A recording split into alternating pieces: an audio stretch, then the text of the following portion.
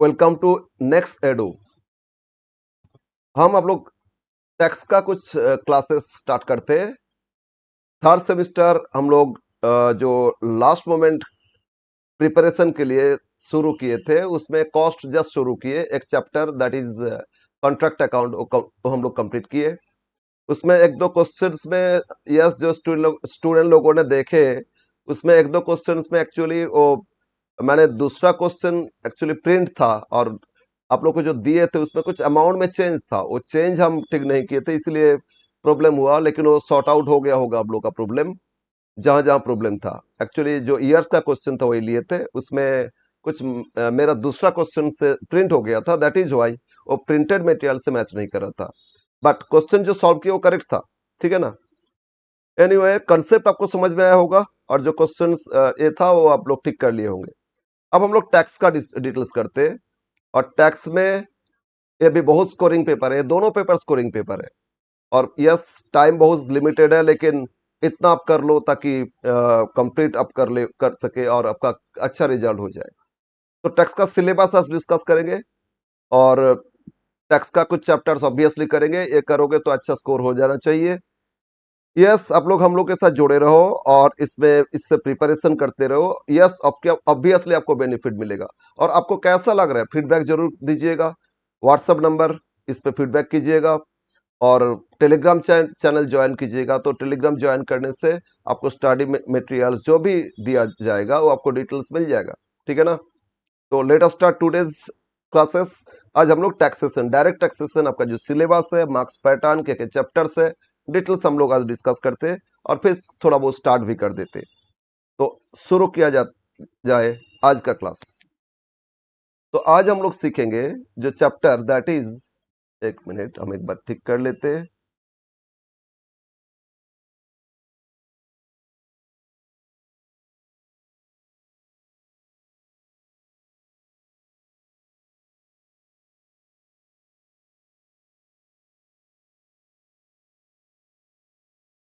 तो इसमें हम लोग करेंगे टैक्स क्लासेस, राइट। कुछ चेंज करना भी हो।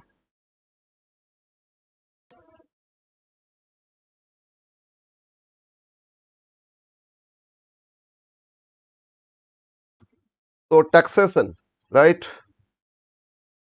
Direct taxation.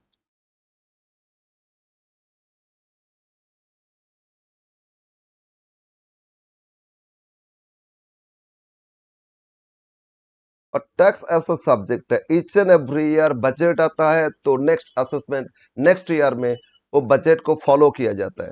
फिर वो ईयर कंप्लीट हो जाता है, फिर नेक्स्ट असेसमेंट ईयर में अकॉर्डिंग टू दैट हम लोग को टैक्स कैलकुलेशन करना, टैक्स पे करना होता है। तो ये chapter dynamic chapter, each and every time it change हो सकता है, बीच में अमेंडमेंट लेके आए, फिर पार्लियामेंट में डिस्कशन होता है, फिर कुछ कहीं पे चेंज होता है, अमेंड होता है ना। तो ये आपको एकदम डिटेल्स आपको याद रखना है। और ये लॉ है, टैक्स लॉ। तो आपका सिलेबस क्या है पहले देख लेते हैं। मार्क्स पैटर्न क्या रहेगा ये आप सबको पता होगा, पता होगा, आप तो ऑलरेडी एग्जाम देने जा रहे हो। तो मार्क्स पैटर्न फर्स्ट पॉइंट वही डिस्कस करते हैं।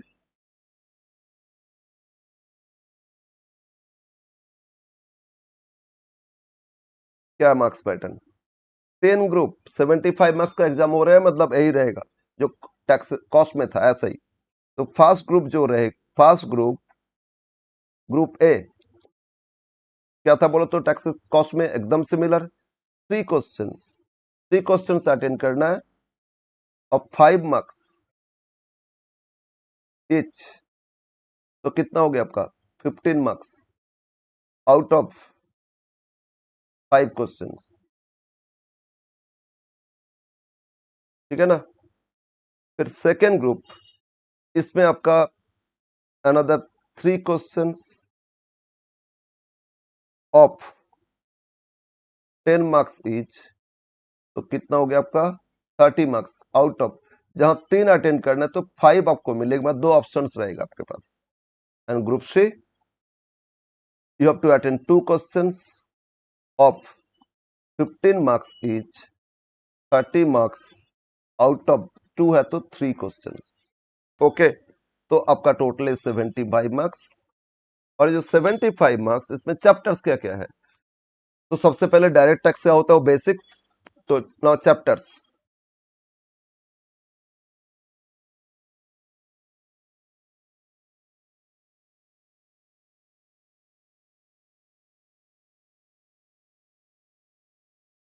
One is basic, basic concept. क्या होता है डायरेक्ट टैक्स, कब से टैक्स इनकम टैक्स एक्ट शुरू हुआ, अभी न्यू चेंज हो गया, फिर 2025 में डायरेक्ट टैक्स कोड आ गया, डायरेक्ट टैक्स कोड आ गया इनकम टैक्स एक्ट की जगह, ठीक है। एनीवे, तो बेसिक कॉन्सेप्ट्स, बेसिक कॉन्सेप्ट के अंदर बहुत कुछ सीखोगे। इनकम क्या है, क्या क्या इनकम टैक्सेबल इनकम होता है, कौन सा income exempted income, assessment year क्या, प्रीवियस ईयर क्या, पर्सन्स, कौन कौन सा पर्सन टैक्स के अंडर में, कौन किसको पर्सन्स माना जाता है, डिफरेंट टाइप ऑफ पर्सन्स, कितना टाइप का इनकम है, different source of income, different sets of income, ठीक है। Tax planning, tax tax planning, tax management, tax evasion, ठीक है। ये सब आपका है इसमें, मतलब टैक्स चोरी करना, टैक्स प्लान करके टैक्स कम पे करना, ये सब कुछ आपको बेसिक में सिखाया जाएगा। फिर आप सेकंड सीखोगे, इसके अंदर स्टेटस भी है, बेसिक कंसेप्ट अंडर बेसिक भी है, और इसमें एक कुछ और पार्ट है। एक तो हो गया residential status,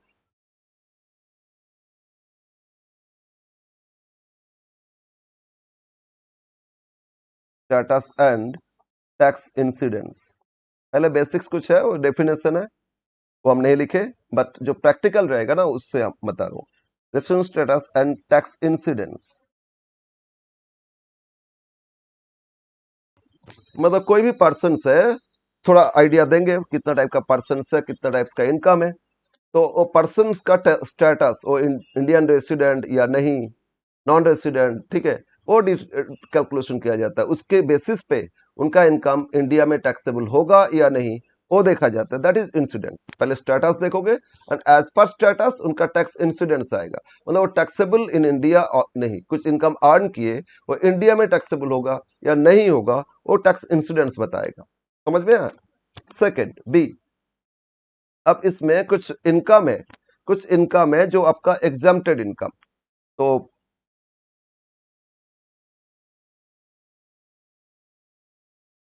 exempted income under section 10, section 10 के अंदर बहुत सारे हैं, 10 10 10 10 1 10 2 and so on, lots of income जो आपका एग्जाम्प्टेड है। जैसे agriculture income in India exempted है। आप बिजनेस कर रहे हो, एक फार्म है आपका, एक फार्म है, 3 4 पार्टनरशिप मिलकर फार्म कर रहे हो, फार्म एक सेपरेट पर्सन है, उनको टैक्स देना होता है। इसके बाद जो फार्म का इनकम पार्टनर्स में डिस्ट्रीब्यूट हो रहा है ना, शेयर ऑफ पार्टनर्स, वो एग्जाम्प्टेड है। इस तरह हिंदू अनडिवाइडेड फैमिली पर्सन होता है, उस फैमिली मेंबर्स का share of income from Hindu undivided family, वो इन एचयूएफ तो सेपरेटली टोटल इनकम पे टैक्स दिए, तो उसमें जो पार्टनर इंडिविजुअल मेंबर्स का शेयर, वो इसमें से उनका शेयर एग्जाम्प्टेड है। इस तरह बहुत सारे इनकम है। जैसे एमपी एमएलए होता है ना, तो एमपी एमएलए को जो डेली अलाउंस मिलता है, वो आपका एग्जाम्प्टेड होता है। फिर अगर कोई फॉरेन में सर्विस कर रहे हैं, वहां कुछ परक्विजिट्स मिला, सैलरी में होता है परक्विजिट्स, फैसिलिटीज कुछ मिला, तो एग्जाम्प्टेड होता है, ठीक है। इस तरह बहुत सारे इनकम है जो एग्जाम्प्टेड इनकम है। तो क्या क्या इनकम एग्जाम्प्टेड, इससे ना जस्ट 5 6 नाम नाम याद रख लेना।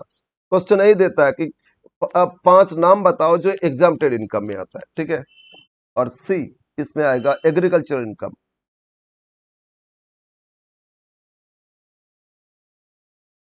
एग्रीकल्चरल इनकम, इसमें हम लोग एक्सपेक्ट कर सकते हैं 5 5 5 करके 15, ठीक है।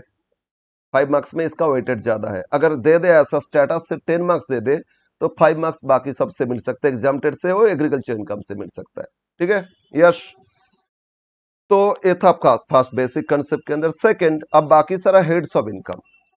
कितना हेड्स ऑफ इनकम, एक तो हो गया आपका income from salary.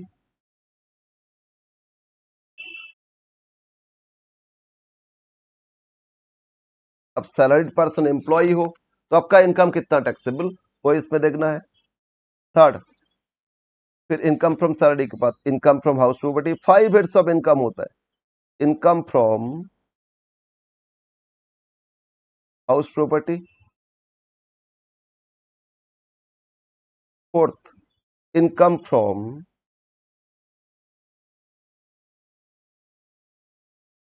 Business and profession. Fifth, income from capital gain.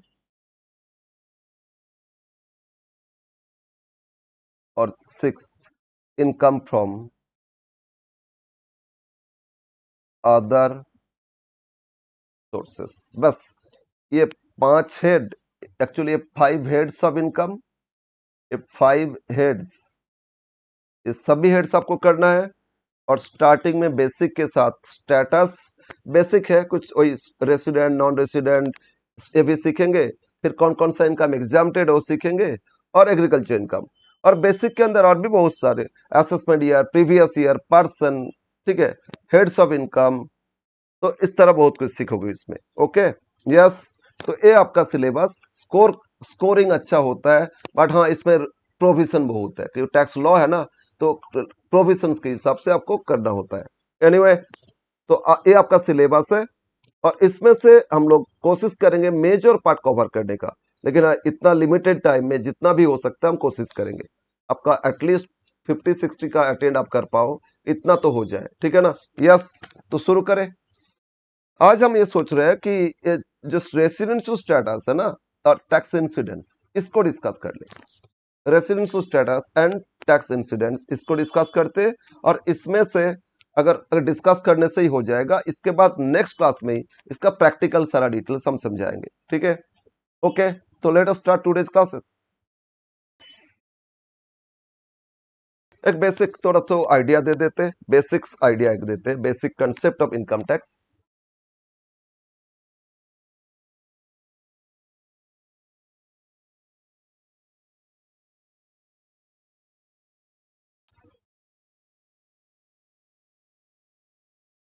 Income tax, सबसे पहले तो ये समझते क्या होता है income tax. This is a part of direct tax. Actually India में नहीं, ऑल ओवर वर्ल्ड, कोई भी सेंट्रल गवर्नमेंट, स्टेट गवर्नमेंट, तो गवर्नमेंट क्या करते, इस कंट्री के अंदर जितना भी पर्सन है, चाहे वो इंडिविजुअल है कोई भी हो, कुछ उनसे दो वे से, टू डिफरेंट वे से टैक्स लेते। एक होता है डायरेक्टली टैक्स लेते, और एक इनडायरेक्ट टैक्स लेते।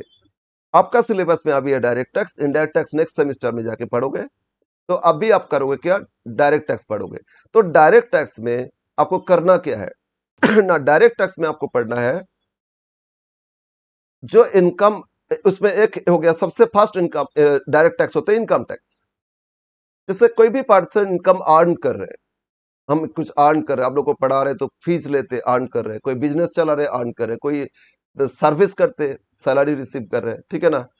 तो डिफरेंट डिफरेंट सोर्स है, डिफरेंट वे से इनकम अर्न करते। और जो इनकम अर्न करते, इसमें से एक पोर्शन गवर्नमेंट बोलते हैं हमको टैक्स दीजिए, ठीक है। इसमें से एक पार्ट गवर्नमेंट बोलते हैं हमको टैक्स दीजिए।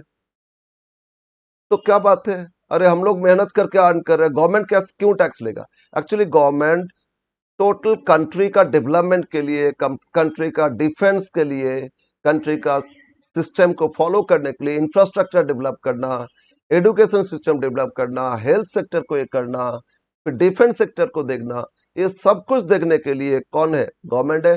तो गवर्नमेंट ये सब जो डेवलप करेगा, किससे कैसे करेगा। अगर गवर्नमेंट कुछ अर्न नहीं करेंगे तो आपके लिए खर्चा कहाँ से करेंगे। उनके पास तो ये नहीं है कि अलादीन का वो जो चिराग है, बस उसमें रब कर दिए, बस जो भी मांग लिया आ गया, ऐसा नहीं है।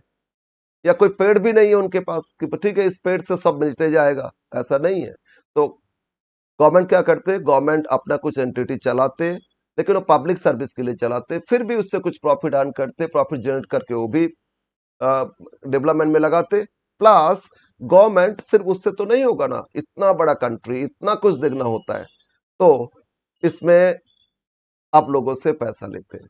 सिंपल बात है, आप ही का देखभाल करने के लिए गवर्नमेंट आपसे पैसा लेता है, और वो टैक्स बोल के लेते हैं। और जो टैक्स ले रहे हैं, ये टैक्स आपको डायरेक्ट ऐसे ले रहे हैं कि आप कमा रहे हो, इनकम कर रहे हो, तो उसमें टैक्स दो। आप नहीं अर्न कर रहे तो देना नहीं होगा। यानी कि सबको टैक्स देना होगा, आप अर्न नहीं करोगे नहीं देना होगा, आप अर्न कर रहे हो देना होगा। एक लिमिट तक अर्न करे तो उसमें भी नहीं देना होगा, वो स्लैब होता है, ठीक है। तो इनकम टैक्स हो गया आपका डायरेक्ट टैक्स। और ये डायरेक्ट टैक्स डायरेक्टली पर्सन जो अर्न करते उन्होंने पे करते। सिंपल समझ में है ना। तो tax payable by person on income, the tax, income tax क्या हो गया, द टैक्स। और हाँ, एक्ट है 1961, 1961 का ये एक्ट है, ठीक है। इनकम टैक्स एक्ट कब का, 1961 का। सॉरी, टैक्स टैक्स दो बार लिख लिए। द टैक्स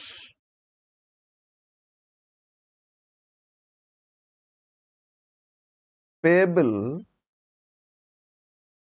बाय, कौन पे करेंगे, एक पर्सन, कौन पे करे, पर्सन। किस पे, ऑन टैक्सेबल इनकम।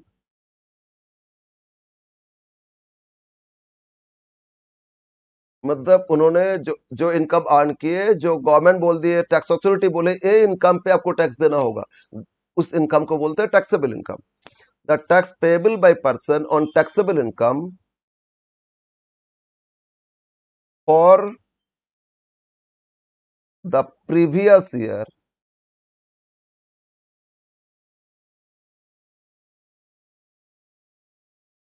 ऑन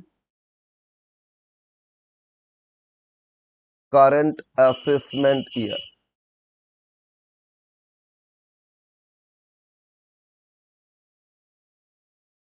क्या हो रहा है आपका, टोटल जो टैक्सेबल इनकम आप अर्न किए, इस टोटल इनकम पे आपको देना होगा टैक्स। कब देना होगा, कौन देंगे, कौन देंगे, बोलो बोलो बोलो, कौन देंगे ना, पर्सन देंगे, ठीक है ना। कौन देंगे, पर्सन देंगे, yes.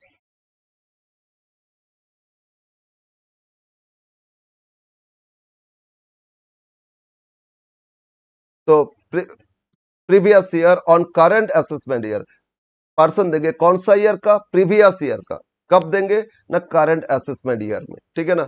Sir assessment year, previous year, actually daily हम कमा रहे हैं, डेली आपको टैक्स थोड़ी देंगे कि आज इनकम किए चलो आज टैक्स अथॉरिटी को जाके टैक्स दे देते। कल कमाए नहीं, कल देंगे, नहीं नहीं। तो टैक्स अथॉरिटी के इनकम टैक्स डिपार्टमेंट क्या बोले, पूरा एक साल प्री अब अर्न करो, एक साल जब कंप्लीट हो जाएगा तो नेक्स्ट ईयर में पूरा कैलकुलेशन करो कितना इनकम आया और उस पर आप टैक्स दे दो, ठीक है। आपका जो भी टैक्स आता है वो उतना टैक्स पे कर दो। तो ऑलवेज असेसमेंट ईयर में हम लोग टैक्स पे करेंगे, कौन सा ईयर का, प्रीवियस ईयर का, ठीक है ना। तो अभी और इनकम टैक्स में ईयर शुरू होता है 1 अप्रैल से। कब शुरू होता है, 1 अप्रैल से। तो अगर 1 अप्रैल 2024 ये लास्ट ईयर शुरू हुआ, करंट ईयर शुरू हुआ ना, तो एंड कब हो जाएगा, अभी तक आया नहीं, 31 मार्च, मार्च 2025 ईयर एंड हो जाएगा। जब एंड हो जाएगा तो इस साल का इनकम हम लोग प्रीवियस ईयर हो जाएगा, तो इस साल का इनकम नेक्स्ट असेसमेंट ईयर में मतलब 25-26 में पे करेंगे। लेकिन आप लोगों के लिए जो असेसमेंट ईयर है वो आपका असेसमेंट ईयर 24-25, मतलब ये आपका असेसमेंट ईयर, असेसमेंट ईयर, ठीक है। तो इस साल आप इनकम कौन सा ईयर का करोगे, इससे पहले जो ईयर था मतलब 2023-24, मतलब 1 अप्रैल 23 से 31 मार्च 24, इस प्रीवियस ईयर कंप्लीट हो गया। अब उसके बाद करंट असेसमेंट ईयर में प्रीवियस ईयर कितना टोटल अर्न किए वो कैलकुलेशन करोगे और कैलकुलेशन करके उस पर टैक्स पे करोगे, राइट। समझ में आया। नाउ टैक्स जब पे करोगे तो टैक्सेबल इनकम आपको चाहिए। अब ये जो पॉइंट थोड़ा सा डिस्कस करते हैं। तो मैंने कुछ पॉइंट लिखे, एक तो टैक्सेबल इनकम लिखे, फिर पर्सन लिखे और प्रीवियस ईयर लिखे और असेसमेंट ईयर। थोड़ा सा आइडिया देना प्रीवियस ईयर असेसमेंट ईयर क्या होता है ना। तो हम इसमें समझने नेक्स्ट पॉइंट क्या देखना है कि पर्सन है ना। Second point, person.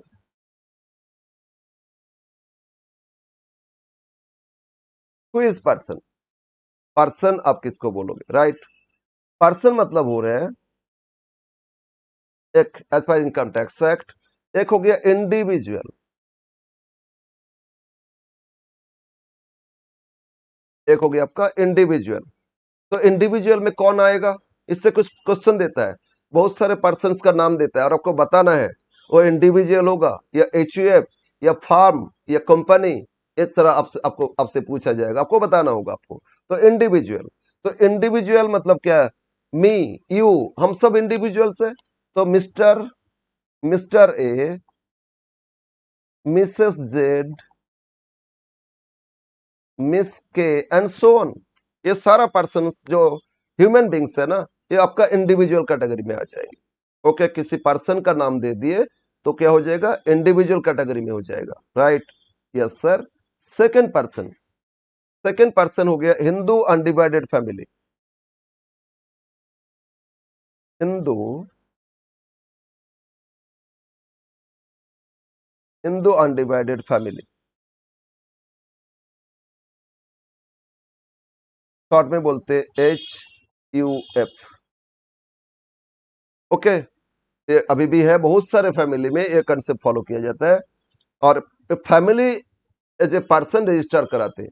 अब उस फैमिली के अंदर जितना भी पर्सन अर्न करते हैं, वो फैमिली जो अर्न करते हैं, उनका जो हेड करता है ना, फैमिली हेड करता उनको बोलते हैं, और उनको टैक्स देना होता है उस फैमिली का टोटल इनकम पे। That is Hindu undivided family, right.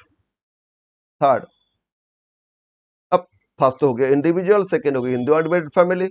Next लिखो कंपनी।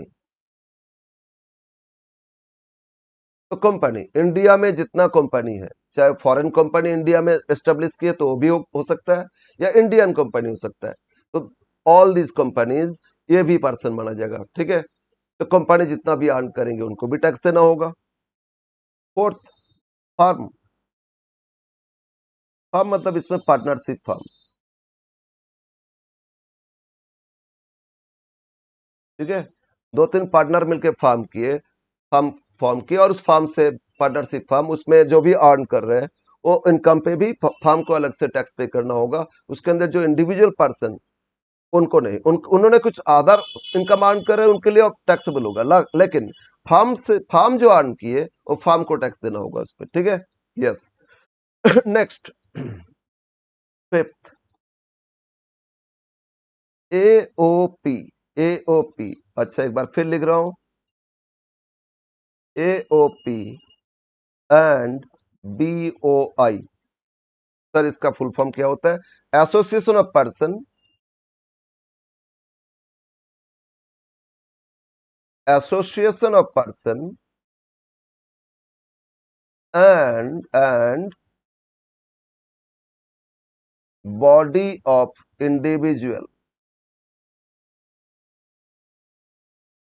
बॉडी मतलब एक एंटिटी, बॉडी मतलब एक एंटिटी, ठीक है। एंटिटी मतलब ये भी एक ऑर्गेनाइजेशन, लेकिन दोनों एक ही साथ रखा गया, दोनों एक ही जैसा है, दोनों ही मतलब बहुत सारे मिलके एक एसोसिएशन या ऑर्गेनाइजेशन बनाए जा रहे हैं।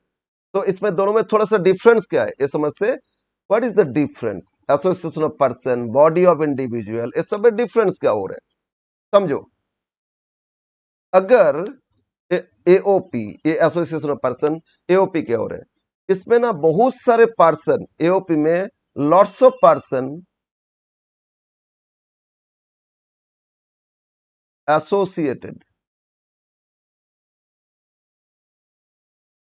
Associate and make an entity. बहुत सारे पर्सन मिलके एक एंटिटी बनाए। सर ऐसे कंपनी भी तो बनता है, बहुत सारे शेयर होल्डर्स मिलके कंपनी बनाते है ना। हाँ ठीक है, लेकिन इसमें थोड़ा सा डिफरेंस है। बहुत सारे पर्सन मिलके एक ऑर्गेनाइजेशन बनाते, उसको बोलते हैं एसोसिएशन ऑफ पर्सन। जैसे BCCI, हम लोग का जो क्रिकेट एसोसिएशन है ना, उसमें क्या सिर्फ इंडिविजुअल है? नहीं, इंडिविजुअल भी होता है। उसके अंदर बहुत सारे स्टेट अथॉरिटी भी, स्टेट क्रिकेट एसोसिएशन रहता है, उसके अंदर यूनिवर्सिटी रहता है, उसके अंदर बहुत सारे और कंपनी भी रहता है ना। तो इस बस बहुत सारे ऑर्गेनाइजेशन, मतलब उसमें हो सकता है उसमें इंडिविजुअल है, उसमें HUF है, उसमें कंपनी है, उसमें अदर ऑर्गेनाइजेशन है, तो ये सब मिलके एक पर्सन। तो इसमें पर्सन मतलब सिर्फ इंडिविजुअल नहीं, तो एसोसिएशन में सबको ही है, इंडिविजुअल, HUF, कंपनी, सबको ही हो सकता है, उसको बोलोगे एसोसिएशन ऑफ पर्सन। जैसे एग्जांपल बोले आपका BCCI या क्रिकेट एसोसिएशन, CAB है ना, कलकत्ता में जो है ईडन गार्डन, तो CAB के अंडर में, तो CAB के अंडर में आप लोग का कॉलेज, यूनिवर्सिटी सबको ही है। और CAB के अंडर में बहुत सारे क्लब भी है, CAB के अंडर में डिस्ट्रिक्ट एसोसिएशन भी है, CAB के अंडर में इंडिविजुअल्स भी मेंबर होता है। तो इसमें बहुत सारे पर्सन है ना, सिर्फ इंडिविजुअल नहीं। और बॉडी ऑफ इंडिविजुअल क्या बोल रहे हैं? ना, इसमें ये भी एक ऑर्गेनाइजेशन बनाया गया, लेकिन इसमें सिर्फ इंडिविजुअल्स मिलके ऑर्गेनाइजेशन बनाया, बहुत सारे इंडिविजुअल्स मिलके, उसमें अदर पर्सन नहीं है, इसमें सिर्फ इंडिविजुअल्स है। तो ये ऑर्गेनाइजेशन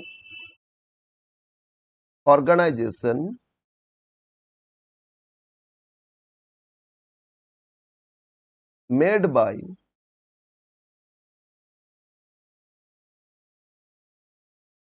लॉट्स ऑफ इंडिविजुअल्स।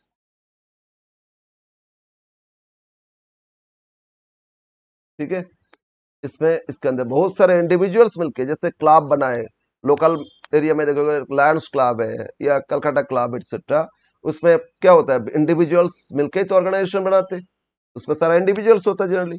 तो अगर सारा इंडिविजुअल्स मिलके ऑर्गेनाइजेशन बनाया, उसको बोलोगे बॉडी ऑफ इंडिविजुअल्स। और उसमें सिर्फ इंडिविजुअल नहीं, अदर भी है, तो बोलोगे एसोसिएशन ऑफ पर्सन। मतलब क्या है, लॉट्स ऑफ पर्सन एसोसिएटेड। तो दोनों एक ही जैसा हो गया ना। यस। तो आपका एग्जाम्पल ले सकते हो, क्लब है और इसमें बीसीसीआई है, सीए भी है, इस तरह जितना organisation. Right, next 6। Next total 7 person में आएगा, 7 पर्सन होता है। नाम भी पूछ सकते हैं, बोलो पर्सन कितना टाइप्स का है, ये सब 5 मार्क्स में दे सकते हैं आपसे, ठीक है ना। या 2-3 आदमी का नाम बोल दिए, इंडिविजुअल का नाम बोल दिए, कुछ कंपनी का नाम दे दिए, कुछ अदर्स दे दिए, आपको बताना होगा वो कौन सा कैटेगरी में आएगा, AOP, BOI, firm, individual, HUF, company, etcetera etcetera. ठीक है, लोकल अथॉरिटी क्या रहा है इसमें, लोकल अथॉरिटी, ये हो जाएगा आपका 6। ठीक है, तो लोकल अथॉरिटी में क्या आता है, जैसे Calcutta municipality, Howrah municipality and so on. ठीक है, ये सब जो म्यूनिसिपैलिटी है, या लोकल कुछ और भी हो सकता है, पंचायत, है ना, जिला परिषद एक्सेट्रा, ये लोकल अथॉरिटी होता है। तो लोकल अथॉरिटी समझ में आया, जैसे municipality, panchayat,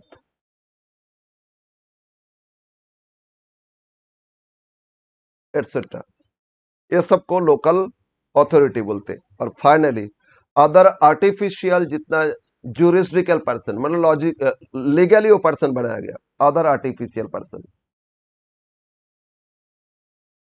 other artificial person. ठीक है, बाकी सबको पहले का 6 छोड़ दो, बाकी जितना भी पर्सन आर्टिफिशियली बनाया जा रहा है ना, ऑर्गेनाइजेशन बनाया गया, उसको अदर आर्टिफिशियल पर्सन में लिख सकते हो। एग्जाम्पल में अगर ले एग्जाम्पल में ले, जैसे आपका कलकत्ता यूनिवर्सिटी, कलकत्ता यूनिवर्सिटी, ठीक है, फिर आपका Delhi university, Mumbai university, etcetera etcetera, ये सब इसमें इसमें आ जाएगा अदर आर्टिफिशियल पर्सन में। ठीक है, इस तरह और भी बहुत सारे ऑर्गेनाइजेशन इसमें आ सकता है। राइट, तो ये सब एग्जाम्पल है, कुछ बोल सकता है कि यूनिवर्सिटी है, ये कॉलेजेस है ना, स्कूल है, ये सब कहाँ आएगा, अदर आर्टिफिशियल पर्सन में आ जाएगा। समझ में है ना। तो यस, पर्सन्स में ये सारा हो गया। तो क्या क्या हो गया बोलो, पर्सन्स, एक इंडिविजुअल, बेसिक आज आइडिया दे देते है ना, प्रैक्टिकल नेक्स्ट डे करेंगे। इंडिविजुअल्स हो गया, आपसे कुछ नाम बोल देंगे, जैसे बोलो ना, एक म्यूनिसिपैलिटी का नाम बोल दिए, फिर आपको बोल दिए कलकत्ता यूनिवर्सिटी बोल दिए, तो कौन सा कैटेगरी में, या बस अदर आर्टिफिशियल में लिख दोगे। ठीक है ना, जैसे आपका हाई कोर्ट है, एटसेट्रा है ना, वो किस में, अदर आर्टिफिशियल में आ जाएगा। जैसे रिजर्व बैंक ऑफ इंडिया, वो अदर आर्टिफिशियल में आ जाएगा, रिजर्व बैंक कंपनी नहीं है भाई, रिजर्व बैंक ऑफ इंडिया। इस तरह आपका बहुत सारे ऑर्गेनाइजेशन है, सेबी है ना, securities exchange board of India, फिर आपका बॉम्बे स्टॉक एक्सचेंज, ये सब तो ऑर्गेनाइजेशन है ना, तो कहाँ का आएगा, अदर आर्टिफिशियल पर्सन में आ जाएगा। Okay, next local authority, municipality, panchayat, जिला परिषद, ये सब इसमें आ जाएगा। बोलो समझ में आ रहा है, यस सर। नेक्स्ट, इससे बड़ा बाजार ट्रेड एसोसिएशन, वो लोकल अथॉरिटी में आ जाएगा। बड़ा बाजार का जो ट्रेड एसोसिएशन है, वो लोकल इसमें आ जाएगा। फिर आपका अदर आर्टिफिशियल पर्सन और बॉडी ऑफ इंडिविजुअल, अगर बड़ा बाजार ट्रेड एसोसिएशन इसमें भी आ सकता है, अगर वो एसोसिएशन सिर्फ इंडिविजुअल, हाँ क्लब सोसाइटी है, अगर क्लब सोसाइटी है तो किस में आ जाएगा बोलो, अगर क्लब सोसाइटी है वो किस में आ जाएगा, तो आपका बॉडी ऑफ इंडिविजुअल्स में आ जाएगा। या बीसीसीआई है, फिर सीए भी है, ये सब किस में आ जाएगा, आपका एओपी और बीओआई में आ जाएगा। और फार्म पार्टनरशिप, फार्म का नाम दे दिया, फार्म हो जाएगा। कंपनी बोल दिया, जैसे आपका लार्सन एंड टुब्रो कंपनी, ठीक है, टाटा कंसल्टेंसी लिमिटेड टीसीएस, ठीक है ना, टाटा टेक्नोलॉजी, टाटा मोटर्स, ये सब क्या कंपनी में आ जाएगा। फिर आपका रिलायंस इंडस्ट्रीज कंपनी में आ जाएगा, आईसीआईसी बैंक लिमिटेड तो कंपनी में आ जाएगा, ठीक है। बस इस तरह आप देखोगे, चाहे कंपनी हो, चाहे हिंदू अनडिवाइडेड फैमिली हो, फिर आपका इंडिविजुअल्स हो, ठीक है ना। तो नाम से आप पता कर लोगे वो कौन सा कैटेगरी में आता है। क्वेश्चन इस तरह देता है, 4-5 नाम बोल दिए, उसको कैटेगरी बता दो, बोलो क्लियर है। तो हम लोग ये जो डेफिनेशन देखे उसमें से पर्सन तो क्लियर हो गया। अब इनकम, इनकम तो फिर वो टैक्सेबल इनकम कैसे होगा, और उसमें फिर प्रीवियस या करंट ईयर थोड़ा सा आइडिया दे दिए। तो पहले डिस्कस करते हैं टैक्सेबल इनकम क्या होता है। थर्ड,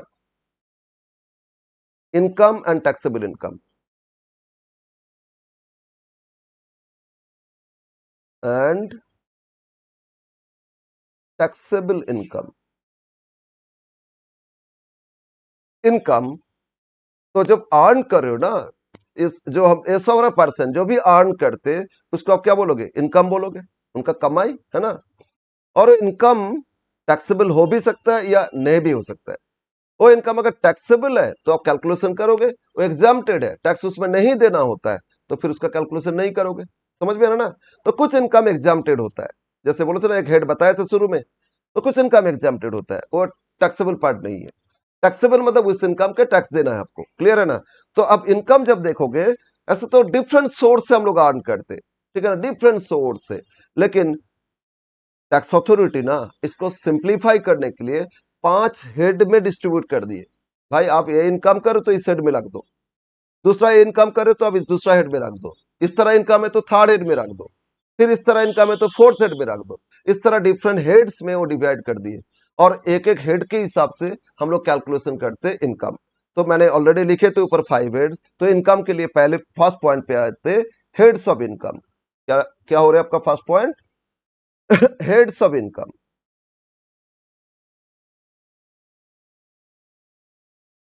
यहाँ थोड़ा सा हम डिस्कस करेंगे, क्योंकि ये भी पूछता है, एक इनकम बोल दिए तो आपको बताना है अदर सोर्सेस इनकम, ये आपका कैपिटल गेन इनकम, ये आपका सैलरी इनकम, ये आपसे पूछ सकता है।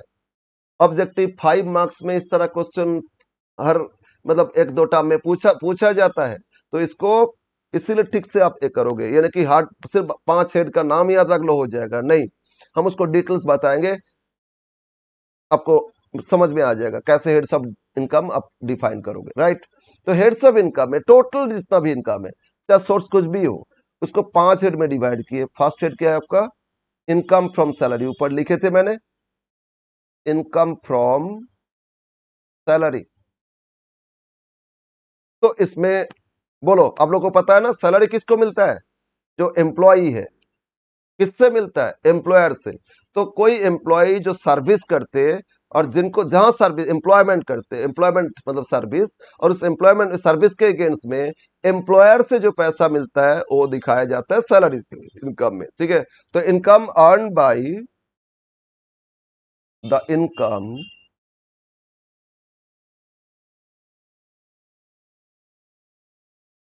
अर्न बाय, कौन अर्न करते, एम्प्लॉय।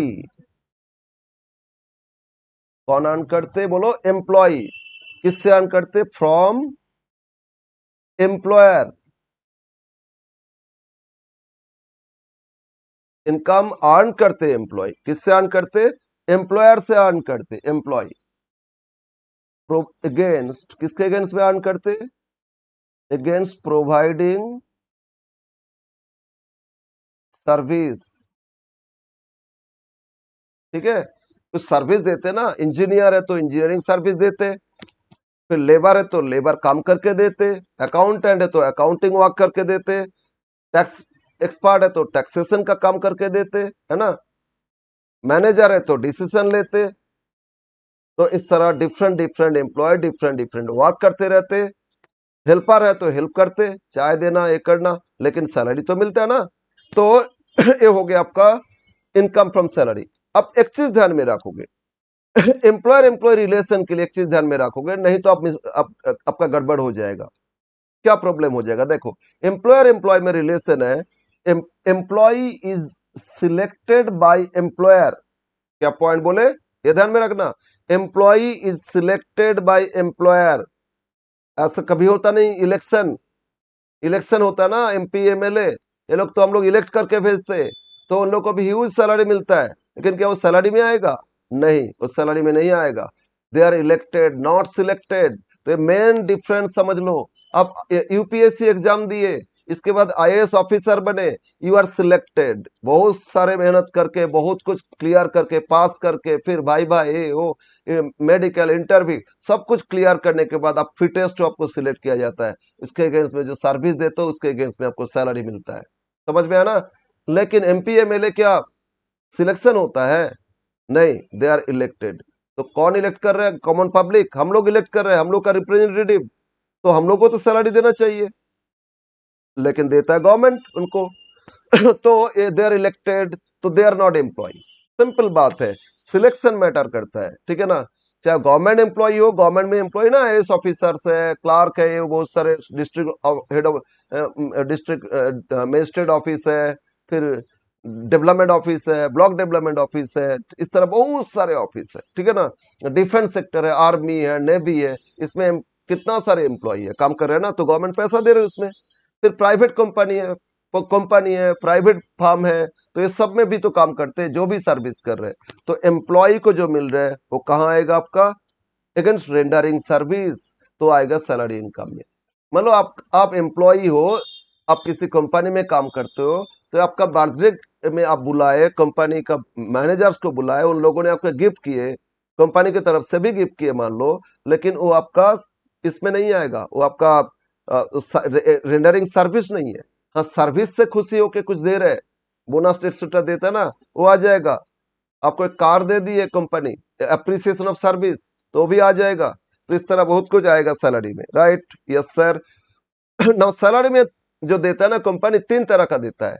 एक तो सैलरी बेसिक डीए अलाउंस बोल के देता है, रेगुलरली कैश सैलरी मिलता रहता है। और एक आपको परक्विजिट्स मिलता है, फैसिलिटीज देता है, कार दे दिए, ठीक है, रहने के लिए घर दे दिए, या आपको हॉस्पिटल का बिल पे कर दिए, आपका इलेक्ट्रिक बिल पे कर दिए, ये सब पे कर देता है कंपनी, तो आपका परक्विजिट्स होता है।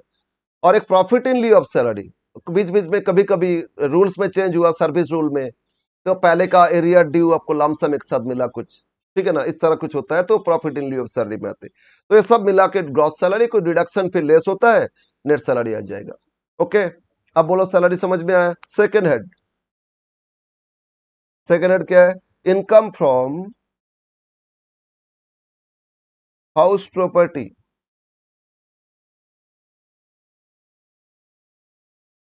हाउस प्रॉपर्टी मतलब मकान, तो घर है आपका, उस घर से आप अर्न कर रहे हो, तो आएगा हाउस प्रॉपर्टी इनकम में।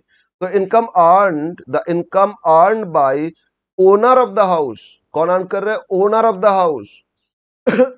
और किससे अर्न कर रहे हैं? From his house property. ये ओनरशिप चला जाएगा तब नहीं, मतलब बेच दिए तो फिर हाउस प्रॉपर्टी इनकम में नहीं दिखाओगे, उनके पास ओनरशिप रहना चाहिए, उसमें कुछ अर्न कर रहे हैं तो हाउस प्रॉपर्टी इनकम में दिखाओगे। सर मेरा एक ही घर है, सर हम उसमें खुद रहते हैं, हम किसी को भाड़ा पे नहीं दिए, तो मेरा इनकम नहीं हो रहा है। अरे लॉस आएगा ना, अब लॉस दिखाओगे। अब टैक्स अथॉरिटी ये नहीं बोल रहे आप इससे प्रॉफिट ही दिखाओ, लॉस है तो लॉस भी दिखा दो, इनकम से लॉस माइनस करके नेट जो इनकम उस पर टैक्स दो। समझ में है ना? तो हाउस प्रॉपर्टी इनकम में हम लोग आगे जब डिटेल्स करेंगे उसमें देखेंगे, लेट आउट हाउस होता है, सेल्फ ऑक्युपाइड हाउस होता है, deem to be let out house होता है, तो क्या क्या होता है वो सब कैलकुलेशन आगे सीखेंगे।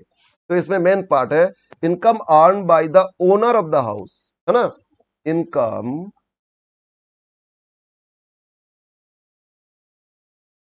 Earn by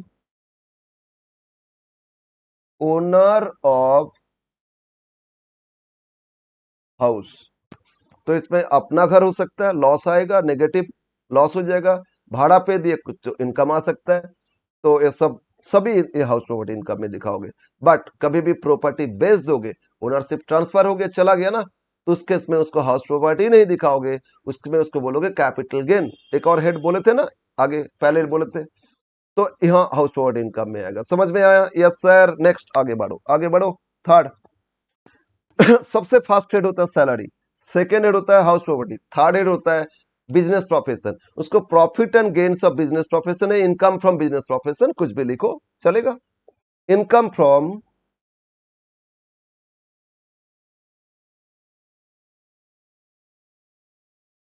business and profession. Sir इसमें क्यों इतना डिटेल्स दे रहे हैं आप? सिर्फ हेड लिखने से चलेगा? अच्छा अभी इसको डिस्कस करेंगे, इसमें ही समझ में आ जाएगा।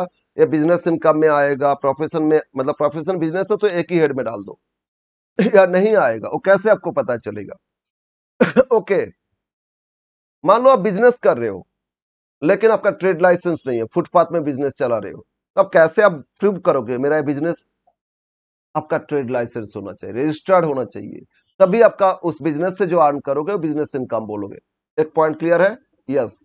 तो जैसे फुटपाथ में जितना इतना आजकल बिजनेस हो रहा है, कितना सारे बिजनेस फुटपाथ में चल रहा है, ठीक है ना, उन लोग का कोई ट्रेड लाइसेंस नहीं है, तो वो कैसे शो करेगा कि ये मेरा बिजनेस इनकम? शो नहीं कर सकते। तो दैट इज वाई वो बिजनेस प्रोफेशन में नहीं आएगा, लेकिन वो रजिस्टर्ड है, ट्रेड लाइसेंस है, तो दिखा सकते हैं बिजनेस इनकम में। तो बिजनेस इनकम का समझ में आ गया ना? यस। हम ट्यूशन सेंटर चलाते और ट्यूशन सेंटर ही रजिस्टर्ड नहीं है, ठीक है ना, रजिस्टर्ड नहीं है, तो फिर मेरा इनकम कैसे हम बोल दे ये मेरा business income, profession income? Profession बोलोगे ना नहीं बोल सकते हो ये आपका कुछ और हेड में दिखाओगे, लेकिन इसमें तो नहीं आएगा। अब आ जाते हैं प्रोफेशन के लिए। नॉर्मली हम लोग बोलते हैं doctor, engineer, lawyer, teacher, actor, actress, है ना, म्यूजिशियन, ये सब क्या बोलते हैं हम? Professional person.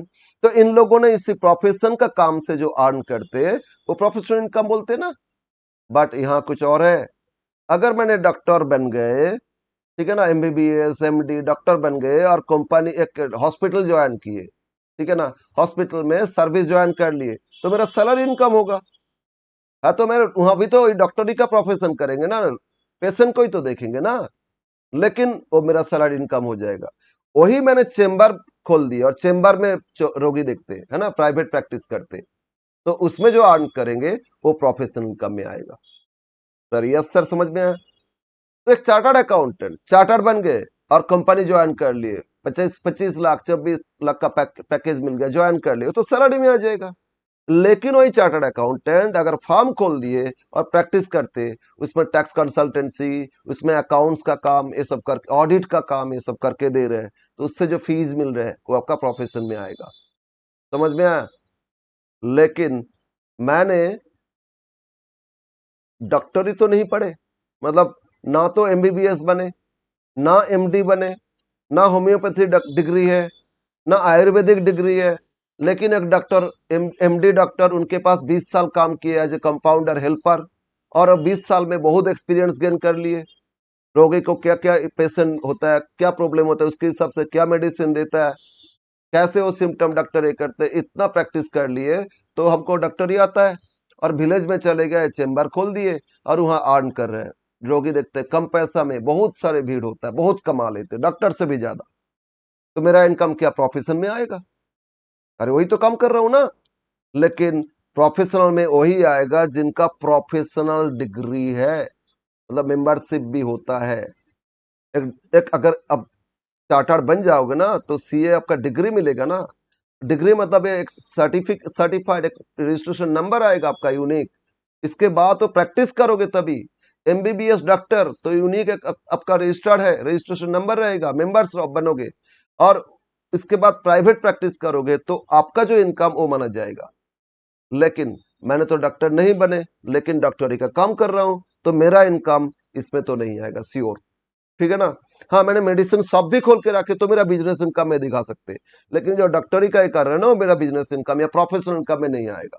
तो प्रोफेशन के लिए एक ध्यान देना, जैसे जितना म्यूजिशियन है ना, या फिर एक्टर एक्ट्रेस है, उनको तो प्रोफेशनल इनकम बोलते हैं, या प्लेयर्स है, प्रोफेशनल इनकम। इतना प्रोफेशन क्या होता है? जो प्रैक्टिस करते करते एक्सपर्ट बनता है और उसी काम से जो अर्न करते। तो जो प्लेयर्स है, क्रिकेटर्स है, फुटबॉलर्स है, ठीक है, टेनिस प्लेयर, इतना सारे प्लेयर्स है, फिर आपका ये एक्टर एक्ट्रेस, इसका इनकम भी तो प्रोफेशन में आना चाहिए। लेकिन कौन सा डिग्री होता है बोलो? कौन सा डिग्री होता है बताओ हमको कि ये मूवी में काम करते इसका ये डिग्री है इसलिए मूवी में काम कर पाओगे, ये डिग्री नहीं है तो नहीं कर पाओगे? क्या ऐसा कोई डिग्री होता है क्या? अमिताभ बच्चन का क्या डिग्री है इस प्रोफेशन का? बहुत सारे एक्टर्स हैं जिनका कोई डिग्री नहीं है, है ना, बहुत सारे स्टार्ट पढ़ते, ड्रामा ये सब का कोर्स होता है, एक्टिंग ड्रामा का कोर्स होता है, वो पढ़ के डिग्री लेते, ठीक है। लेकिन डिग्री लेने के बाद भी वही के उनको जॉब ये नहीं मिलता है, मूवी नहीं मिलता है, फिल्म नहीं मिलता है, और डिग्री नहीं है फिर भी मिलता है। तो इसमें कोई प्रोफेशनल डिग्री का रिक्वायरमेंट नहीं होता है, तो फिर वो प्रोफेशनल इनकम में नहीं लेना। तो फिर किसका आएगा सर? एक लॉयर एलएलबी है ना, प्रैक्टिस करते, उनका इनकम आएगा। एक चार्टर्ड अकाउंटेंट, चार्टर्ड बन गए, इसके बाद फार्म में प्रैक्टिस करे, प्राइवेट प्रैक्टिस, उनका इनकम आएगा। एक डॉक्टर एमबीबीएस एमडी बन गए, इसके बाद प्राइवेट चेंबर में बैठते, वहां से प्राइवेट प्रैक्टिस करे, वो इनकम आएगा। क्लियर, समझ में ना? एक कॉस्ट अकाउंटेंट अब बन गए, तो आपका प्रोफेशनल डिग्री हो रहा है। तो इस तरह यानी कि हम पढ़ा रहे हैं, मेरा डिग्री क्या क्या डिग्री का जरूरत है कि भाई ये पढ़ा रहा है, आप बीकॉम पढ़ाओगे तो आपको कम से कम मास्टर्स डिग्री चाहिए, ठीक है ना? या मास्टर्स पढ़ रहे हो तो हमको पीएचडी चाहिए, वो कॉलेज में होता है, वो कॉलेज तो फिर सैलरी में आ जाएगा। तो इस केस में मेरा इनकम, हम जो ट्यूशन पढ़ाते, मेरा इनकम अगर रजिस्टर्ड ट्यूशन सेंटर का है तो बिजनेस में लिखेंगे, नहीं तो प्रोफेशनल में नहीं आएगा। मैक्सिमम बोलता है प्रोफेशनल, ठीक है ना? ना, प्रोफेशनल सर्टिफिकेट होना चाहिए, क्वालिफाइड सर्टिफाइड होना चाहिए, ठीक है ना?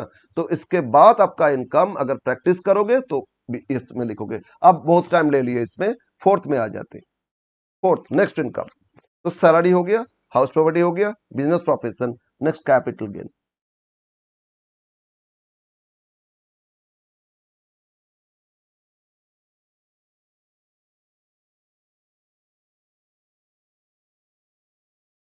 कैपिटल गेन,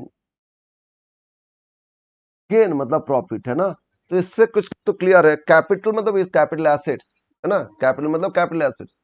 तो एसेट्स बेच रहे हैं, आपका पर्सनल एसेट्स हो चाहे आपका बिजनेस का एसेट्स हो, है ना? एसेट्स बेच रहे हो और उसमें कुछ गेन आ रहा है, लॉस भी हो सकता है, ऑलवेज गेन होगा ऐसा नहीं, बिजनेस में प्रॉफिट भी, लॉस भी तो हो सकता है ना।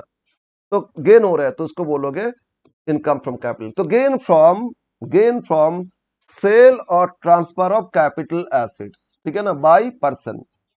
गेन फ्रॉम सेल, और ये सब इसीलिए डिस्कस कर रहे हैं, इससे किस थ्योरी आ जाए मतलब ऑब्जेक्टिव में, तो आप आराम से लिख सकते हो। गेन फ्रॉम सेल और transfer transfer of capital assets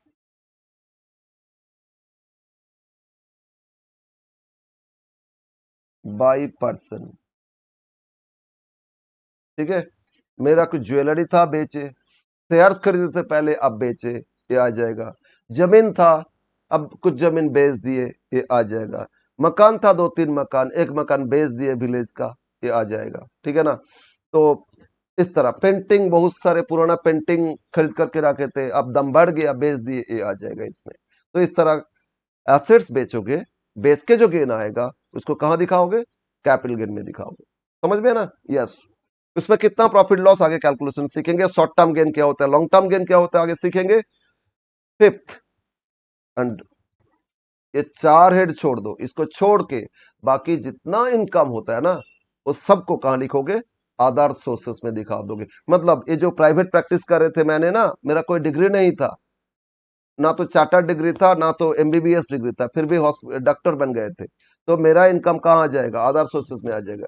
private tuition पढ़ा रहे, रजिस्टर्ड मतलब ट्रेड लाइसेंस नहीं है ट्यूशन सेंटर का, तो मेरा बिजनेस प्रोफेशन में नहीं आएगा, तो फिर कहाँ आ जाएगा? अदर सोर्सेस में आ जाएगा। समझ में आ रहा है ना? कुछ डिपॉजिट किए, इंटरेस्ट मिला, अदर सोर्सेस में आ जाएगा। कहीं से गिफ्ट मिला, अदर सोर्सेस में आ जाएगा। गिफ्ट मिला ना, इनकम तो हो गया, अदर सोर्सेस में आ जाएगा, ठीक है ना? शेयर में इन्वेस्ट किए थे, डिविडेंड मिला, हर साल डिविडेंड मिलता है, अदर सोर्सेस में आ जाएगा, ठीक है ना? तो कहीं पे कुछ पार्ट टाइम जॉब कर दिए, अदर सोर्सेस में आ जाएगा, है ना? एज ए गेस्ट लेक्चरर कहीं पे कुछ लेक्चर दे दिए, कुछ मिल गया, वो परमानेंट एम्प्लॉय नहीं हो, गेस्ट लेक्चरर, तो एम्प्लॉय आप नहीं माना जाएगा उसमें, ठीक है ना? तो उस केस में जो जो भी मिलेगा ना, वो आपका सैलरी में नहीं आएगा, तो अदर सोर्सेस में आ जाएगा। तो बस आपको याद रखना है अगर employ employer relation, employer appoint करते ना, अरे हाँ, हम गेस्ट लेक्चरर ज्वाइन किए तो अपॉइंटमेंट कुछ नहीं, एक एग्रीमेंट हो जाएगा, भाई इतना एक लेक्चर दोगे, पर लेक्चर इतना मिलेगा, वो आपका अदर सोर्सेस इनकम हो जाएगा। समझ में आ रहा है ना? यस। तो आप लाइफ इंश्योरेंस कॉर्पोरेशन का एजेंसी लिए और फिर क्लाइंट्स लेके गए, पॉलिसी डिपॉजिट पॉलिसी ये करा रहे हो, तो आपको कमीशन मिलेगा, वो अदर सोर्सेस में आ जाएगा, ठीक है ना। तो ये सारा इनकम कहाँ दिखाओगे, अदर सोर्सेस इनकम। आपके पास एक एसेट था, सडनली कोई बोला हमको दीजिए ना 5 दिन के लिए, कार था आपका, आप पर्सनली यूज करते हो, लेकिन एक आदमी बोला पड़ोसी कि हमको 5 दिन के लिए कार दीजिए ना यूज करने के लिए, बोलो ठीक है दे देंगे, मेरा ड्राइवर का सैलरी दे देना और जो पेट्रोल का लगेगा वो देना, और थोड़ा बहुत हमको भी दे देना। हमको 5,000 रुपया दे दिए, तो बोलो ये जो 5,000 ड्राइवर सैलरी वो सब दे के भी 5,000 रुपया दिए, डेली 1,000 रुपया करके, तो 5,000 रुपये मेरा जो इनकम आया, मेरा बिजनेस थोड़ी है कि डेली डेली भाड़ा देना, ट्रांसपोर्ट बिजनेस थोड़ी है। अगर ट्रांसपोर्ट बिजनेस होता तो मेरा तो बिजनेस इनकम में आ जाता, लेकिन ट्रांसपोर्ट बिजनेस नहीं है, तो मेरा अदर सोर्सेस में आ जाएगा, ठीक है, समझ में है ना। Yes sir. तो बाकी सारा इनकम कहाँ डाल दोगे, इनकम फ्रॉम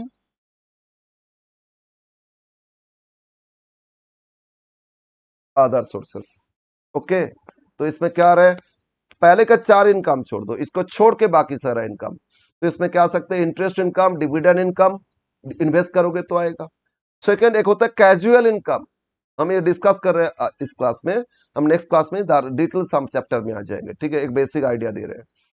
तो इसमें अदर सोर्सेस इनकम में क्या आ सकता है, कैजुअल इनकम, मतलब लॉटरी विन किए, इसी हेड में आएगा, ठीक है ना। केबीसी में पार्टिसिपेट किए, 5 करोड़ जीत के आए, अदर सोर्सेस में आ जाएगा। Dance Bangla dance, dance sorry sorry sorry, आजकल जितना सारे रियलिटी शो होता है ना, चाहे बिग बॉस हो, इसमें जो पार्टिसिपेट करते हैं उन लोग को मिलता है ना, वो सब इसी में आ जाएगा। आपका जी जी बांग जी सारेगामापा जो म्यूजिक कंपटीशन होता है, फिर जो डांस रियलिटी शो होता है ना, जो भी हो रहे हैं, तो वो सब से जो भी अर्न कर रहे हैं इन लोगों ने, जो विन कर रहे हैं ना, उनको जो मिलता है वो अदर सोर्सेस में आ जाते हैं। Clear. Game show, reality show, lottery, horse race, party horse race में बैटिंग किए, हॉर्स रेस में बैटिंग अलाउड है, लेकिन आप क्रिकेट में बैटिंग करोगे नहीं है सर, हम लोग तो आजकल ड्रीम इलेवन में तो टीम बनाते, वो आपका अदर सोर्सेस में आ जाएगा। अगर ड्रीम इलेवन में टीम बना के कुछ विन किए तो अदर सोर्सेस में आ जाएगा, ठीक है, समझ में आया। लॉटरी से विन किए तो अदर, इसको बोलते हैं कैजुअल इनकम, ठीक है। ओके नेक्स्ट, इसमें और क्या हो रहा है, सैलरी, सॉरी इसमें आ जाएगा, अगर आप प्राइवेट ट्यूशन पढ़ा रहे हो इसमें आ जाएगा, ठीक है ना। इसमें आपको फैमिली को पेंशन मिल रहा है, अगर एम्प्लॉय से रिटायर किए तो पेंशन मिला तो सैलरी में आएगा, लेकिन उनके बाद अगर फैमिली मेंबर्स को मिला तो अदर सोर्सेस में आ जाएगा। क्लियर, बोलो यस। नेक्स्ट आपका इनकम रॉयल्टी इनकम, अगर कुछ बुक लिखे, कुछ अदर पेटेंट राइट है, उसके अगेंस्ट में कुछ रॉयल्टी मिला तो रॉयल्टी इनकम इसमें आ जाएगा, ठीक है। कुछ एसेट्स भाड़ा पे दिए, लेकिन हाँ हाउस भाड़ा पे दोगे तो हाउस प्रॉपर्टी में एसेट्स और कुछ भाड़ा पे दिए, लेकिन उसका बिजनेस आप नहीं कर रहे हो तो इसमें अदर सोर्सेस में आ जाएगा। कुछ प्रोफेशन का अर्न करे, लेकिन जो प्रोफेशन सर्टिफाइड नहीं हो आप, तो फिर वो अदर सोर्सेस में आ जाएगा, ट्यूशन फी जैसे बोले, तो सब अदर सोर्सेस में लिख लोगे, ठीक है। तो इसमें अब आ जाते हैं 5 हेड्स हो गया, तो 5 हेड्स होने के बाद ये सभी हेड को जोड़ोगे तो क्या मिलेगा, ग्रॉस टोटल इनकम, और उससे कुछ डिडक्शन होता है चैप्टर 6A, और उसमें होता है एटीसी से एटीयू डिडक्शन, वो अभी नहीं है, आप लोग का नेक्स्ट सेमेस्टर में है, तो डिडक्शन माइनस करोगे तो टैक्सेबल इनकम आएगा। कैसे करोगे, 5 हेड्स ऑफ इनकम, इसको जोड़ लोगे, जोड़ने का क्या मिलेगा आपको, ग्रॉस टोटल इनकम, और ग्रॉस टोटल इनकम से कुछ डिडक्शन आपको छूट दिया जाएगा, वो डिडक्शन माइनस करोगे, चैप्टर 6A बोलते, वो अभी नहीं है, नेक्स्ट सेमेस्टर में है, और माइनस कर दोगे तो आपको मिलेगा नेट टैक्सेबल इनकम, और उस इनकम पे आप टैक्स पे करोगे। क्या सब कोई टैक्स पे करेगा ना, रेट ऑफ टैक्स है, इसमें एक ओल्ड रिजिम है, एक न्यू रिजिम है, ठीक है। ओल्ड रिजिम के हिसाब से टैक्स रेट कुछ और, न्यू रिजिम, ओल्ड रिजिम में तो 250 तक आपको टैक्स नहीं देना होगा, टोटल इनकम जो आया ना 250 तक टैक्स नहीं देना होगा, 250 से अबव है तो इसमें 250 से 5 लाख, 5 लाख से 10 लाख, 10 लाख से अबव, इस तरह स्लैब है, ठीक है। फिर अगर न्यू रिजिम फॉलो कर रहे हो, उसमें 2 टैक्स का होता है, न्यू रिजिम सेक्शन 115 BAC, और ओल्ड रिजिम तो उसमें नॉर्मली हम लोग यही करते हैं, आप लोग का क्वेश्चन में मैक्सिमम आएगा ओल्ड रिजिम। तो अगर न्यू रिजिम है तो उस केस में टैक्स स्लैब कुछ और है, 3 लाख, 6 लाख, 9 लाख, 12 लाख, 15 लाख, इस तरह स्लैब है, ठीक है। तो अलग अलग स्लैब पे टैक्स आ जाएगा। Yes yes sir. तो ये हम लोग का बेसिक आइडिया।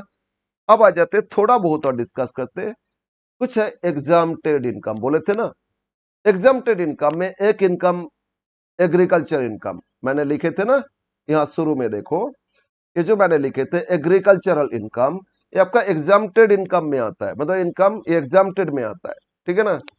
लेकिन एग्रीकल्चर इनकम अलग से कुछ कैलकुलेशन भी होता है, क्योंकि इसमें कभी कभी बिजनेस इनकम का एक पोर्शन आता है। जैसे टी गार्डन है तो उसमें बिजनेस एक पोर्शन 40% ना आपका बिजनेस इनकम माना जाएगा। टी बिजनेस से जितना भी अर्न किए, टी ग्रोइंग मतलब टी बुश एक करना, उसका जो पत्ता एकदम ऊपर का जो नया नया पत्ता आता है उसी को एक करना, फिर उसको रोस्ट करना, उसको एक करके आपका टी बनाया जाता है। तो आपका बिजनेस भी हो रहा है, फिर एग्रीकल्चर वर्क भी हो रहा है। तो उसमें एक पोर्शन 40% क्या बिजनेस इनकम, 60% क्या हो जाएगा एग्रीकल्चर इनकम। लेकिन एग्रीकल्चर इनकम इंडिया से हो रहा है तो एग्रीकल्चर इनकम, वही एग्रीकल्चर इनकम बाहर से बांग्लादेश, पाकिस्तान, नेपाल में आप कर रहे हो तो आपका इनकम अदर सोर्सेस में आ जाएगा। इसीलिए एग्जांपल दिए, एग्रीकल्चर इनकम अगर वो बाहर से कर रहे हो तो कहाँ जाएगा, अदर सोर्सेस में आ जाएगा। फिर एग्रीकल्चर इनकम में एग्रीकल्चर वाक होना जरूरी है, एग्रीकल्चर वाक होना जरूरी है। आपका जमीन है उसमें एग्रीकल्चर वाक कर रहे हो, इसके बाद वो एग्री प्रोडक्ट्स को बेच के कुछ इनकम अर्न कर रहे हो, एग्रीकल्चर इनकम में आएगा। ये आपका जमीन है एग्रीकल्चर के लिए, एग्रीकल्चर लैंड है, जमीन है, वो आप किसी को रेंट पे भी दे दिए फार्मर को, या किसी को दे के उसमें एग्रीकल्चर वर्क कराए, तो रेंट पे जो रेंट इनकम हुआ वो भी एग्रीकल्चर में आ जाएगा, ठीक है। लेकिन आप एग्रीकल्चर प्रोडक्ट को मतलब आप प्रोड्यूस खरीदे, खरीदने के बाद उसके कुछ फिर बाई प्रोडक्ट बनाए और बेचे, मतलब मास्टर सीड आप खरीदे फार्मर लोगों से और सीड से मास्टर ऑयल प्रोड्यूस किए बेचे, तो आपका बिजनेस इनकम हो जाएगा, एग्रीकल्चर इनकम नहीं। मतलब एग्रीकल्चर वर्क होना जरूरी है, क्लियर है ना। इसके बाद उस प्रोडक्ट को बेचोगे तो एग्रीकल्चर, या एग्रीकल्चर में आप लेबर का काम करते हो, है ना, खेती का काम, उसमें लेबर लोग जो काम करते हैं उनका इनकम भी एग्रीकल्चर इनकम में आ जाएगा। ये सब ध्यान रखो, क्योंकि ये सब एग्रीकल्चर इनकम से 5 मार्क्स आएगा आपका, बोल देगा ये इनकम एग्रीकल्चर में आएगा या नहीं, ठीक है ना। यस, तो एग्रीकल्चर इनकम में इंडिया से होना जरूरी है, जमीन इंडिया में होगा तो उस जमीन से जो एग्रीकल्चर वर्क करके अर्न करोगे वो एग्रीकल्चर इनकम में दिखाओगे। और अगर ऐसा है कुछ जंगल में पेड़ था, जंगल जंगल में कुछ ऐसा ही पेड़ हुआ था, उसमें कुछ फल आया, वो फल मतलब जंगल में मैंगो ट्रीज अपने आप स्पॉन्टेनियस नेचुरली ग्रो किए, ठीक है ना। और उस मैंगो ट्री से आप मैंगो तोड़ के लेके आए, अरे बहुत सारे मैंगो हुआ, चलो तोड़ के लेके आते हैं, आप उसको बेचे और बेच के कमाए, वो आपका एग्रीकल्चर इनकम नहीं है। आप थोड़ी एग्रीकल्चर काम किए, वो तो नेचुरल स्पॉन्टेनियस ग्रो है ना, उसको अगर बेच के कुछ इनकम होता है वो आपका अदर सोर्सेस इनकम हो जाएगा, वो आपका एग्रीकल्चर इनकम में नहीं। फिर क्या बोल रहा हूँ, एग्रीकल्चर प्रोसेस होना चाहिए, फिर आपका एग्रीकल्चर इनकम आ सकते हैं, साथ में हो सकता है बिजनेस भी इनकम हो जाए। जैसे अभी बोले कॉफी का बिजनेस करते हो, कॉफी बीन्स होता है ना पेड़ से, वो बीन से करते हो, उसके बाद रोस्ट करते हो, उसके बाद फ्लेवर करते हो, फिर उसके बाद पैकेट करके बेचते हो। तो एग्रीकल्चर से लेके बिजनेस सब कुछ हो गया ना, तो उसमें एक पार्ट एग्रीकल्चर इनकम भी और एक पार्ट का बिजनेस इनकम भी। कितना परसेंट, वो परसेंटेज होता है। अगर वो रोस्टिंग फ्लेवरिंग किए तो इस केस में 40% बिजनेस इनकम, 60% एग्रीकल्चर इनकम। बिना रोस्टिंग फ्लेवरिंग जस्ट सीड्स एक बीन है ना, कॉफी बीन है किए, उसके बाद उसको बेचे, तो इस केस में हो जाएगा आपका 75% एग्रीकल्चर इनकम, 25% बिजनेस इनकम। समझ में आ रहा है ना। और रबर, रबर भी क्या, रबर पेड़ से वो जो गम टाइप का ही करते, उससे फिर रबर बनाते और रबर बेचते, तो इसमें क्या बिजनेस भी है, एग्रीकल्चर है। तो 65% एग्रीकल्चर इनकम हो जाएगा और 35% बिजनेस इनकम हो जाएगा। तो कुछ पार्शियल बिजनेस, पार्शियल एग्रीकल्चर, तीन चीज बता दिए, टी, कॉफी, रबर, इसको ध्यान रखना। और बाकी एग्रीकल्चर वर्क करो तो एग्रीकल्चर इनकम उससे अर्न करोगे तो, ठीक है ना। लेकिन अब एग्री जैसे मैंगो गार्डन किसी और का है, उन्होंने मैंगो प्रोड्यूस किए, आप गए पूरा मैंगो खरीद लिए उनका गार्डन से, खरीदने के बाद क्या किए, वो मैंगो फिर बेचे, तो आपका तो एग्रीकल्चर वर्क हुआ नहीं ना, आपका बिजनेस इनकम हो जाएगा, आपका एग्रीकल्चर इनकम नहीं होगा। लेकिन जो मैंगो प्रोड्यूस किए था आपको बेचे, उनका जो इनकम है वो इनकम उनका एग्रीकल्चर इनकम हो जाएगा। बोलो समझ में आया।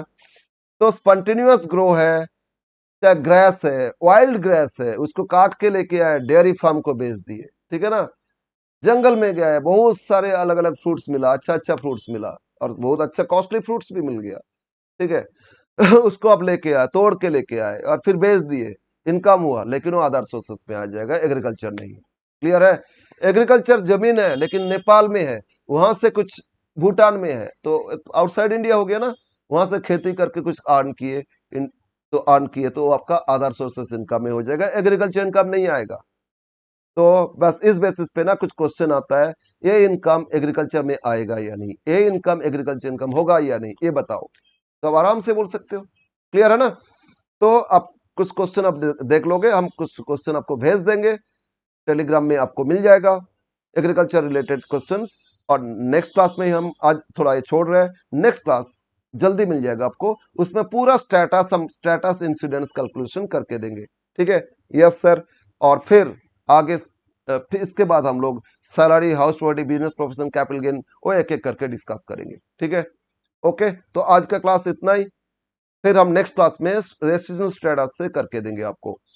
Wish you all the best, practice करो, अभी बस ज्यादा दिन नहीं है, अब जितना हो सकते एकदम शेड्यूल करके प्रैक्टिस करना शुरू करो, जितना प्रैक्टिकल पेपर में प्रैक्टिस करोगे, और थ्योरी पेपर तो है पढ़ना पड़ेगा ऑब्वियसली, पढ़ो एकदम अर्ली मॉर्निंग उठ के, है ना, पढ़ोगे, वो उस टाइम थोड़ा कूल टाइम रहता है, तो उस टाइम पढ़ने से अच्छा मेमोरी में रहता है, लेकिन रात में जब पढ़ोगे तो उसमें प्रैक्टिस जितना करोगे वो ठीक रहेगा। और बाकी टाइम भी वो आपका हैबिट, जैसे हम डिक्टेट नहीं कर सकते, आपको जैसे हैबिट है ना उसके हिसाब से करो, और प्रैक्टिस प्रैक्टिस प्रैक्टिस, मिस्टेक होगा तो फिर अपने आप मतलब कहाँ मिस्टेक करो अपने आप सुधर में आ जाएगा।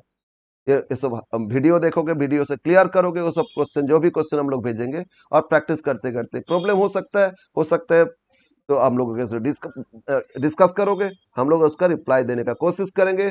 यस, फिर बोल रहा हूँ, ऑलवेज अटैच में रहो, आप लोग का फ्रेंड लोगों को बोलते रहो, शेयर करो, और हम लोग एक साथ ग्रो करें, और आप लोग का रिजल्ट अच्छा हो, आप लोग फ्यूचर अच्छा ये करो, और इसके बाद हम लोग ऑलवेज अटैच रहे और ग्रो करते रहे। Wish you all the best once again. Next class फिर हम लोग मिलेंगे और आगे डिस्कस करेंगे टैक्सेशन का एक